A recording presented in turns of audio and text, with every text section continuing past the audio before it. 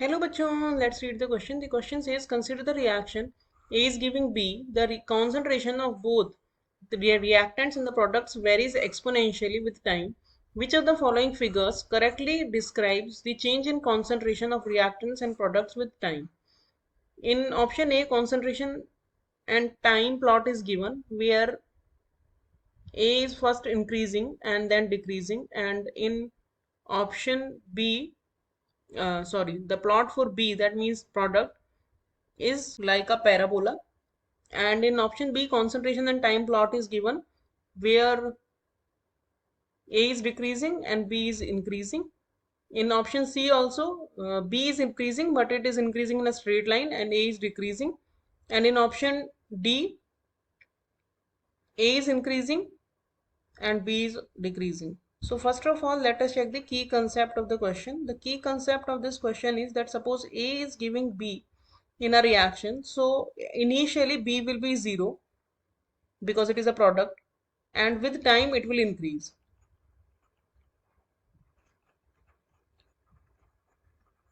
और A जो है रिएक्टेंट, इनिशियली इसकी अमाउंट कुछ दी हुई अमाउंट होगी हमारे पास, और with time it will decrease, क्योंकि रिएक्टेंट है तो it will get used over the period of the time and will convert into the product.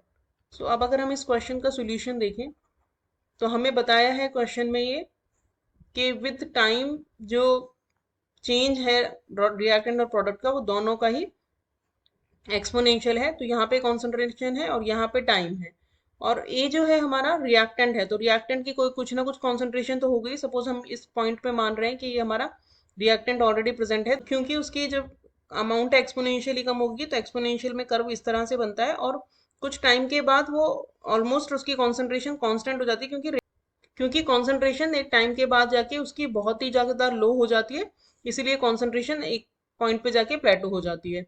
और जो तो ये हो गया हमारा रिएक्टेंट ए के लिए कर्व, और जो प्रोडक्ट है वो जीरो से शुरू होगा, क्योंकि प्रोडक्ट जो है इनिशियली कुछ प्रेजेंट नहीं है, तो प्रोडक्ट जीरो से शुरू होगा और ये इंक्रीज होगा एक्सपोनेंशियली, और ये भी जाके एक प्लेटो पे बन जाएगा, क्योंकि रिएक्टेंट जब खत्म हो जाएगा तो प्रोडक्ट बनना भी कम हो जाएगा.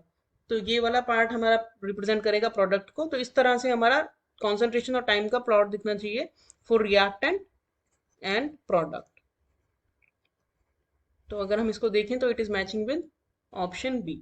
So our correct answer is option B. Hope you understood the solution well. Thank you.